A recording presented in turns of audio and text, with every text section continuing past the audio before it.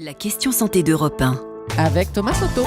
On parle souvent du diabète, mais on devrait dire les diabètes, car cette maladie a plusieurs formes. Mais ce que l'on sait, c'est qu'elle touche plus de 3 millions de Français. Bonjour, docteur Kierzek. Bonjour Thomas. Pour commencer déjà, est-ce qu'il est possible de distinguer assez simplement ces différents diabètes ? Alors, vous avez raison de dire les diabètes. Il y a déjà le diabète de type 1, c'est ce qu'on appelait le diabète du sujet jeune. Le diabète de type 1, c'est le diabète maigre. C'est une carence en insuline, c'est-à-dire votre pancréas ne fabrique pas l'insuline, et donc l'insuline qui est censée faire baisser le taux de sucre, comme il n'y a plus d'insuline, votre taux de sucre augmente. C'est le premier type de diabète. Deuxième type de diabète, le type 2, diabète de type gras, c'est plutôt la deuxième partie de vie. Ce ne sont pas des sujets jeunes. Là, l'insuline est fabriquée, mais elle ne permet pas au sucre de rentrer dans les cellules. Et donc, la conséquence, c'est la même, c'est l'hyperglycémie, c'est l'augmentation du taux de sucre. Et puis, il y a un troisième type, le diabète gestationnel, c'est les femmes enceintes qui ont cette augmentation du taux de sucre et qui est un facteur de risque pour développer dans un deuxième temps, quand elles ne seront plus enceintes, un diabète de type 2, par exemple.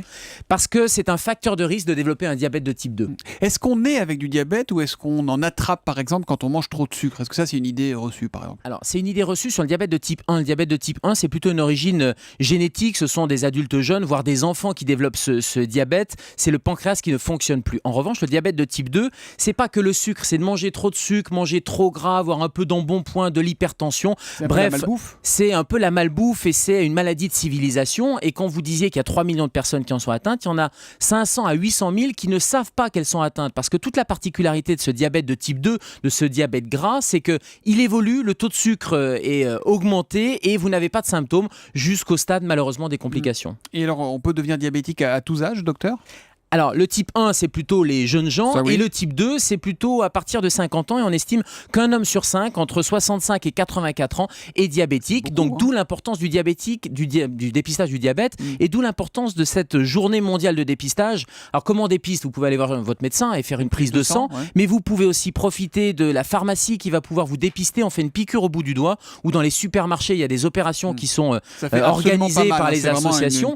On vous pique le bout du doigt, on fait un test de dépistage, et on va vous dire si votre taux de sucre est augmenté ou pas. Docteur, pour les malades au quotidien, ça reste un traitement très lourd, le diabète, avec des piqûres tous les jours Alors, pour les diabétiques de type 1, oui, ça reste très lourd parce qu'il y a des piqûres tous les jours. Des piqûres non seulement pour contrôler le taux de sucre, mais aussi pour traiter, c'est-à-dire injecter l'insuline, puisque l'insuline est vraiment vitale. Et pour les diabétiques de type 2, c'est d'abord les mesures hygiéno-diététiques, c'est de perdre du poids. On sait que le fait de perdre du poids, ça va diminuer le taux de sucre.